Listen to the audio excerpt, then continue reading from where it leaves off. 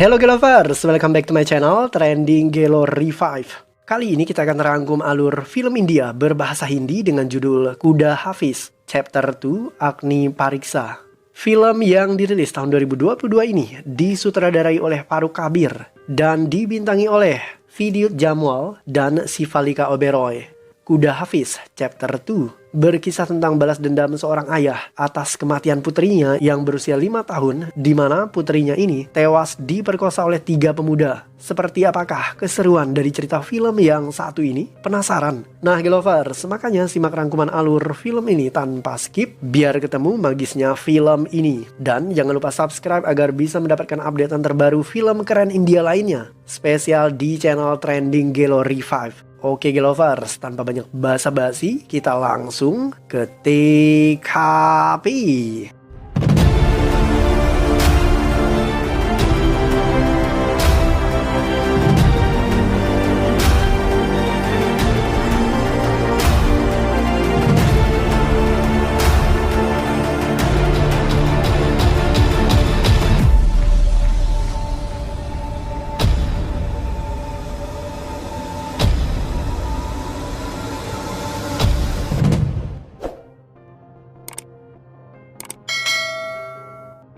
Nargis diperkosa oleh beberapa pria. Kejadian itu membuatnya trauma dan depresi. Setahun berlalu, tetapi trauma itu terus menghantui Nargis. Ia rutin mengkonsumsi obat-obatan agar bisa meredakan depresinya. Nargis juga mulai bersikap apatis terhadap suami dan orang-orang di sekelilingnya. Sekalipun Samir, suaminya, berusaha untuk menyayangi Nargis, namun Nargis selalu mengacuhkan dirinya. Nargis dan Samir rutin mendatangi psikiater, namun tidak ada kemajuan berarti. Setelah diperkosa berulang kali, kondisi psikis Nargis drop total. Nargis merasa tidak pantas untuk menjadi istri Samir. Samir seharusnya mendapatkan orang lain yang jauh lebih baik dari dirinya. Samir sendiri sangat mencintai istrinya. Ia sebenarnya ingin punya anak, namun dokter melarang mereka karena obat antidepresi yang diberikan dosisnya tinggi dan bisa membahayakan bayi dalam kandungan Nargis.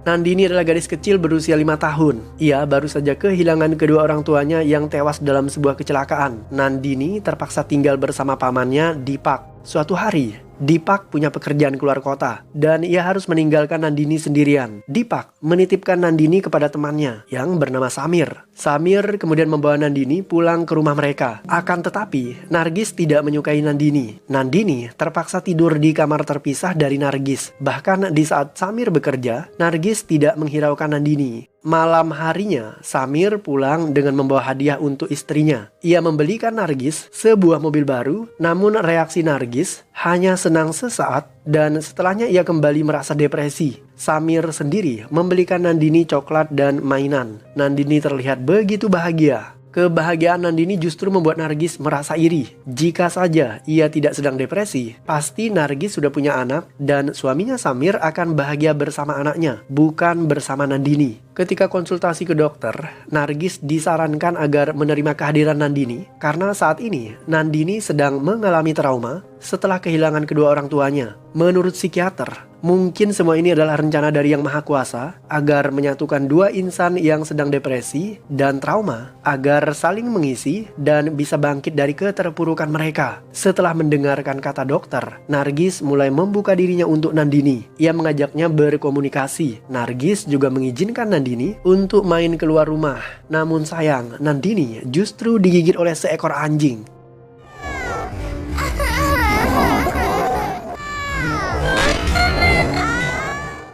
Nargis berhasil melepaskan Nandini dari gigitan anjing itu dan ia segera membawanya ke dokter. Setelah kejadian tersebut, Nargis mulai menyayangi Nandini dan begitu juga sebaliknya. Bahkan Nandini sekarang tidur sekamar dengan Nargis. Keesokan paginya, Samir merasa heran melihat sikap istrinya yang berubah drastis. Nargis begitu baik terhadap Nandini dan juga mulai perhatian kepada Samir. Nargis bahkan mengutarakan niatnya untuk mengadopsi Nandini. Dan Samir tentu saja senang dengan niat istrinya. Mereka berdua akhirnya sepakat untuk mengadopsi Nandini. Sejak kehadiran Nandini, perlahan depresi yang diderita Nargis mulai pulih. Dan setelah setahun lebih dihantui trauma, Nargis kini bisa tidur bersama suaminya.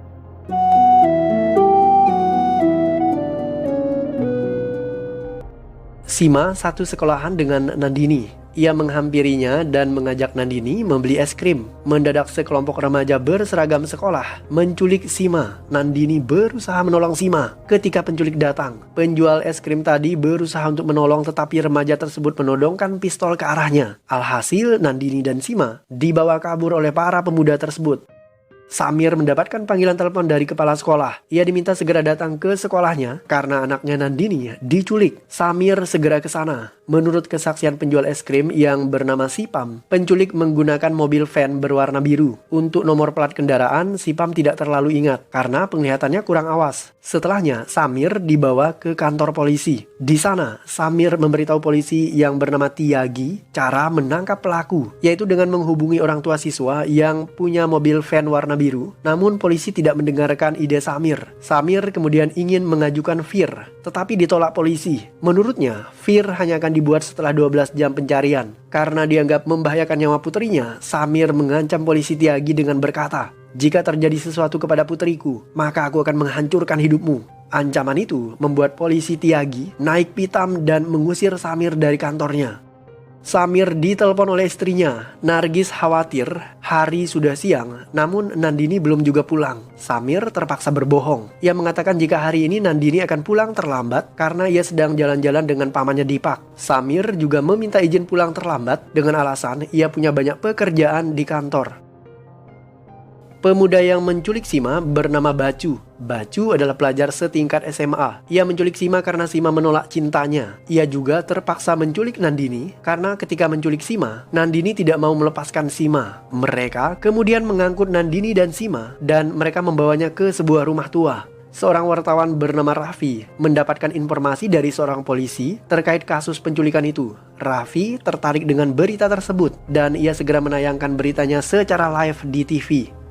Samir mengajak pamannya Sifam untuk membantunya mencari van berwarna biru. Mereka mendatangi sebuah toko perhiasan dan meminta rekaman kamera CCTV. Paman Sifam akhirnya mengenali van berwarna biru tadi dan Samir mendapatkan nomor plat kendaraan tersebut. Ketika nomor kendaraan itu diberikan kepada polisi, polisi sadar jika pelaku penculikan adalah pemuda bernama Bacu, cucu dari seorang bos mafia yang bernama Nyonya Sila Takur. Nyonya Takur sangat barbar. Ia merampas semua tanah warga dan menjadi penguasa. Semua orang takut kepadanya. Bahkan aparat kepolisian juga menjadi kaki tangan Takur setelah mereka diancam, disuap, dan lain sebagainya. Setelah mendapatkan informasi dari polisi, Nyonya Takur menelpon Sailendra, sopir pribadi cucunya. Dari keterangan Sailendra, diketahui jika Bacu menculik Sima yang berusia 15 tahun dan Nandini yang berusia 5 tahun. Bacu dan dua temannya membawa kedua gadis tadi ke sebuah rumah tua dan mereka mulai memperkosanya. Mengetahui tindakan bejat cucunya, Nyonya Takur segera menelpon bos preman yang bernama Rashid. Takur memerintahkan Rashid agar membunuh kedua gadis itu dan membuang mayatnya secara terpisah supaya mereka tidak membongkar rahasia Bacu. Sementara itu, setelah memperkosa korbannya, Bacu naik pitam dan memukuli Sailendra ketika ia mengetahui jika Sailendra membocorkan rahasianya kepada sang nenek. Tidak lama berselang, tampak suasana di dalam rumah tua itu. Sima merintih kesakitan setelah menjadi korban pemerkosaan. Sedangkan si kecil Nandini justru terbaring tidak sadarkan diri. Mereka kemudian keluar dari rumah tua itu. Di dalam perjalanan, Sima memelas meminta agar nyawanya diampuni. Ia bersumpah akan tutup mulut asalkan ia bisa selamat. Bos preman Rashid menghubungi sopir Sailendra. Mereka bersiap melindungi cucu Nyonya Takur dari balas dendam keluarga korban. Hari menjelang malam, Samir dan Sipam terus mencari mobil van berwarna biru. Mereka menemukan asap tebal mengepul di sebuah desa. Samir segera bergegas ke sana dan ia menemukan mobil van biru yang sedang terbakar. "Tolong padamkan apinya, anakku ada di dalam mobil itu." Samir berteriak histeris. Ia berusaha memadamkan api tersebut, namun apinya sudah terlalu besar. Menurut warga, mobil itu kosong. Alhasil, Samir dibantu oleh para warga mencari anaknya yang hilang. Mereka menyusuri area sungai dan persawahan. Dari kejauhan, Bacu dan dua temannya menyaksikan gerak-gerik Samir dan warga sekitar. Di sana juga ada sopir Sailendra dan bos preman Rashid. Rashid tampak kesal kepada Sailendra kenapa ia tidak membakar kedua gadis itu bersama dengan mobilnya. Sailendra tidak mau melakukan itu. Ia beralasan jika ada 2 mayat ditemukan di dalam mobil, maka Bacu bisa dalam masalah. Tetapi Rashid mengatakan bahwa Nyonya Thakur sudah memanipulasi laporan polisi. Mobil van berwarna biru itu dinyatakan menghilang 10 hari yang lalu. Samir dan warga mencari anaknya di tengah sawah. Mereka berhasil menemukan Sima. Gadis itu ternyata masih hidup, hanya saja ia pingsan tidak sadarkan diri. Sementara Samir, ia terus berteriak memanggil nama putrinya. Dan sejurus kemudian,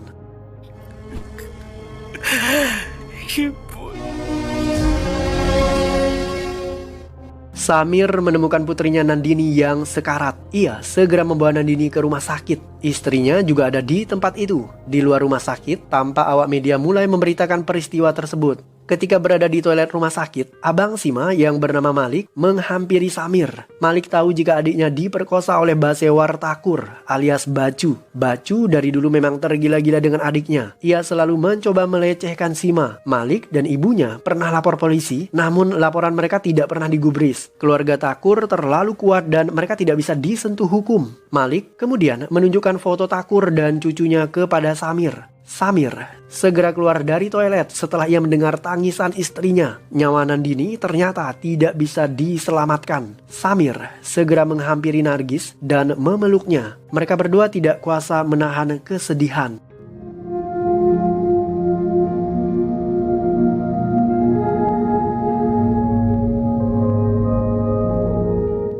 Setelah kehilangan anaknya, Nargis keluar dari rumah itu. Ia meminta Samir menuntut keadilan untuk putrinya. Pembunuh Nandini harus mati di tiang gantungan. Jika tidak, maka Samir tidak boleh bertemu lagi dengan Nargis. Samir lapor polisi. Ia meminta polisi untuk menginterogasi cucu Thakur yang bernama Bacu. Polisi menolak dengan alasan mobil van berwarna biru itu menghilang 10 hari yang lalu. Keluarga Thakur telah melaporkan kehilangan tersebut jauh sebelum kasus penculikan terjadi. Itu artinya Bacu bukanlah pelaku penculikan. Kemungkinan ada orang lain yang sengaja menjelekkan nama keluarga itu. Samir kemudian meminta polisi untuk memanggil saksi utama, yaitu Sipam, karena Sipam melihat penculikan yang terjadi. Namun sangat disayangkan, di saat genting seperti itu, Sipam justru menghilang. Samir keluar dari kantor polisi dengan tangan hampa. Ia mulai menyusun siasat untuk balas dendam tanpa melalui jalur hukum. Samir membuntuti polisi Tiagi. Ia kemudian menyerangnya. Tiagi berusaha melakukan perlawanan. Ia juga mencoba menenangkan Samir. Tiagi mengatakan bahwa Sipam menghilang karena ia disingkirkan oleh keluarga Thakur. Keluarga ini sangat berbahaya. Tiagi menyarankan Samir agar melupakan kasus itu supaya tidak berdampak buruk bagi Samir sendiri. Ia menyarankan Samir agar mengadopsi anak yang baru, dan kali ini kalau bisa jangan anak perempuan, karena anak perempuan hanya akan menjadi beban bagi keluarga Samir. Ucapan Tiagi memancing amarah Samir. Ia menghajar polisi biadab itu. Seketika beberapa polisi datang ke tempat itu dan menghajar Samir menggunakan tongkat. Tiagi bangkit berdiri dan memukul Samir. Samir dituntut hukuman penjara setahun karena menyerang petugas polisi. Namun setelah menimbang kasusnya, hakim menjatuhkan vonis penjara selama 2 bulan. Samir dimasukkan dalam satu sel dengan bos preman yang bernama Talal.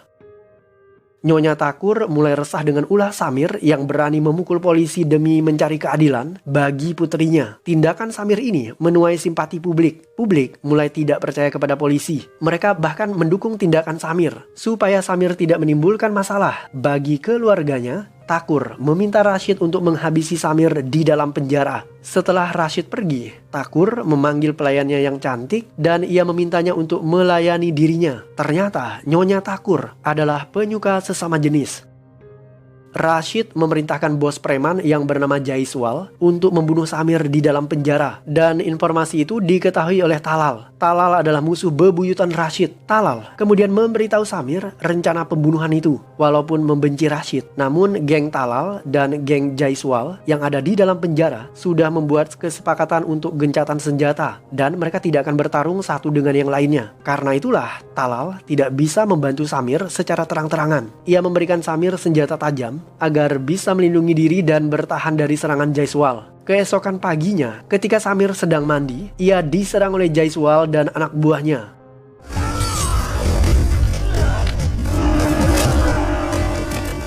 Samir dikeroyok. Ia berhasil mengalahkan anak buah Jaiswal, tetapi Jaiswal mencekik leher Samir menggunakan kain. Ia membanting Samir ke lantai. Setelah itu, Samir menusuk kaki Jaiswal. Samir berhasil membunuh beberapa anak buah Jaiswal. Ia berhasil keluar dari kamar mandi itu. Jaiswal seperti orang kerasukan setan. Ia murka karena gagal membunuh Samir. Jaiswal memerintahkan anak buahnya untuk mengunci pintu penjara. Samir sendiri berteriak minta bantuan kepada para sipir, tetapi tidak ada yang menggubris dirinya.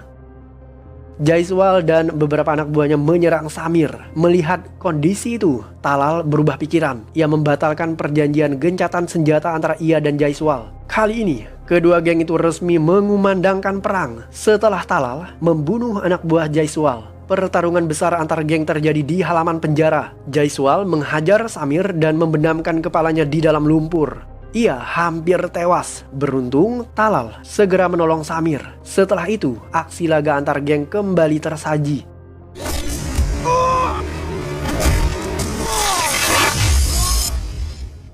Jaiswal benar-benar tangguh. Ia menggigit telinga anak buah Talal dan mengejar Talal tanpa ampun. Dua orang terakhir yang masih berdiri di atas ring yang penuh lumpur itu adalah Jaiswal dan Samir. Jaiswal menyerang, namun Samir berhasil melukai kakinya.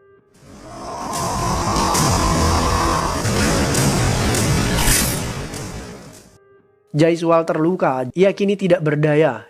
"Samir, bunuh dia!"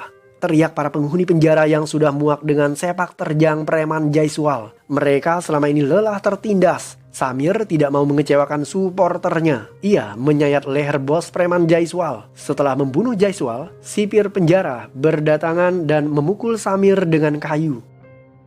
2 bulan setelah kejadian tersebut, Sima akhirnya terbangun dari komanya. Ia membeberkan identitas para pelaku yang telah memperkosa dirinya. Di antaranya adalah Sailendra, sopir pelaku. Sekalipun tidak terlibat dalam aksi pemerkosaan, tetapi Sailendra membantu pelaku menculik Nandini dan juga Sima. Selain itu ada 2 orang teman pelaku yang berusia 18 tahun, yaitu Sardul dan Abinab, dan seorang tersangka utama yang tidak bisa diekspos identitasnya di media karena berusia 17 tahun dan masih berstatus sebagai remaja. Samir begitu marah ketika melihat berita tentang pembunuh anaknya di televisi. Nyonya Takur mendatangi kediaman Nargis. Nargis ternyata tinggal bersama ibunya di kampung. Bukannya minta maaf, Nyonya Takur datang untuk mengancam Nargis dan suaminya. Jika ingin hidup tenang, Nargis harus melarang suaminya mendalami kasus tewasnya Nandini. Nargis tidak takut dengan ancaman itu. Ia sebelumnya pernah menjadi korban pemerkosaan setengah lusin pria, dan sekarang ia tidak takut dengan kematian.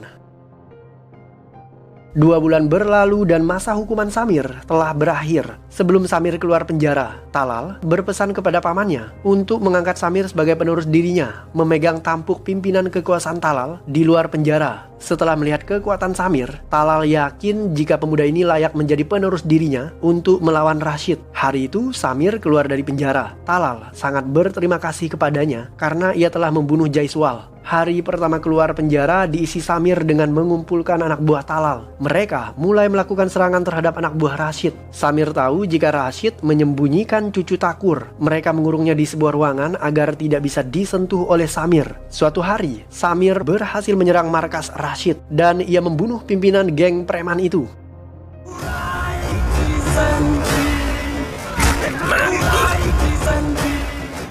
Setelah membunuh Rashid, Samir akhirnya menemukan persembunyian Bacu. Ternyata Bacu tidak ada di sana. Yang ada hanyalah sopir Sailendra dan teman Bacu yang bernama Abinab. Sailendra menangis. Ia meminta pengampunan. Sailendra tidak terlibat pemerkosaan itu. Ia menyesal telah membiarkan Nandini dan Sima diperkosa oleh Bacu dan teman-temannya. Sailendra mengaku jika dirinya pengecut karena tidak punya kekuatan untuk menghentikan tindakan mereka. Sailendra tidak tahu di mana Takur menyembunyikan Bacu saat ini. Sailendra bahkan menuding jika Abinab terlibat dalam pemerkosaan itu. Setelah mendengar kesaksian Sailendra, Samir mencincang tubuh Abinab tanpa ampun.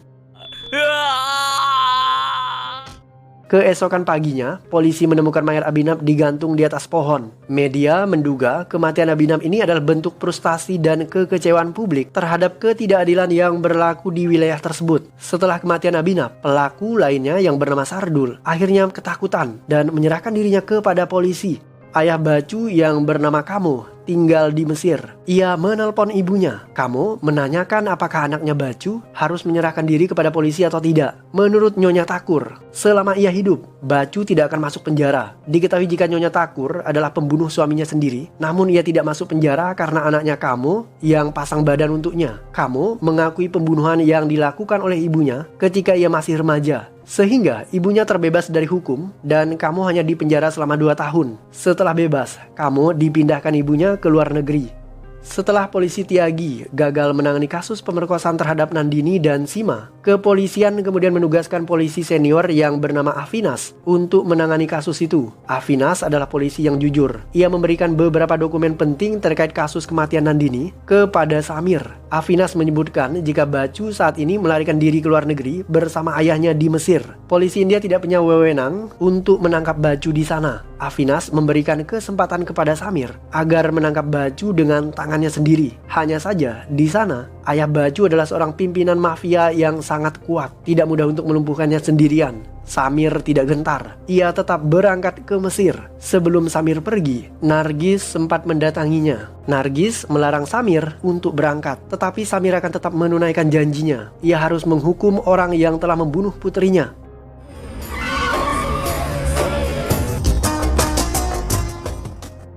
Samir berangkat ke Kairo, Mesir dengan ditemani oleh kakak Sima yang bernama Malik. Setibanya di sana, mereka diantar oleh seorang sopir taksi ke suatu tempat. Sopir taksi itu ternyata tahu lokasi untuk melakukan transaksi pembelian senjata api karena Samir ingin membeli benda itu. Ketika bertemu dengan penjual senjata api, Samir mendapatkan informasi tentang geng yang dipimpin oleh ayah Bacu. Kebetulan penjual senjata api itu bermusuhan dengan tuan Kamu. Samir akhirnya mendatangi komplotan itu secara diam-diam. Ia ditemani oleh Malik dan penjual senjata api tadi. Samir bersama penjual senjata tadi masuk ke dalam, sementara Malik menunggu di dalam mobil. Namun sayang, aksi mereka kepergok dan akhirnya terjadi perkelahian.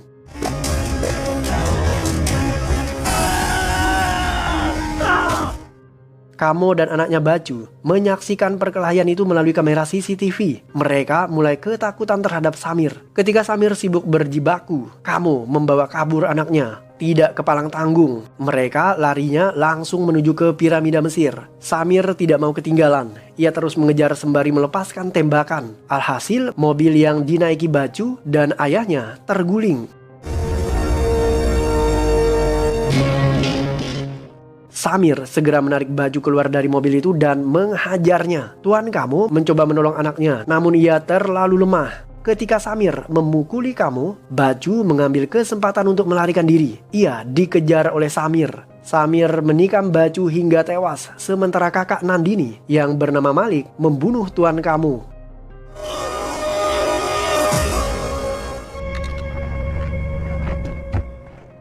Sementara itu, Nyonya Takur kembali berniat menyetubuhi pelayannya. Pelayan wanita itu cukup tersiksa menjadi budak seksnya. Ia sudah tidak tahan lagi dan memilih membunuh majikannya itu.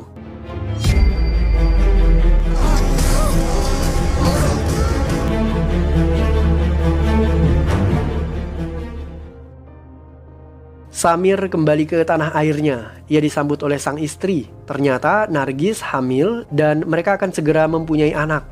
Ketika Samir keluar rumah, ia melihat puluhan warga berkerumun di sana. Mereka meminta Samir untuk menjadi politisi agar bisa memimpin dan melindungi mereka dalam melawan ketidakadilan terkait kasus hukum di wilayah tersebut. Di saat itulah Samir melihat bayangan putrinya Nandini. Nandini tersenyum bahagia berkat keberhasilan sang ayah.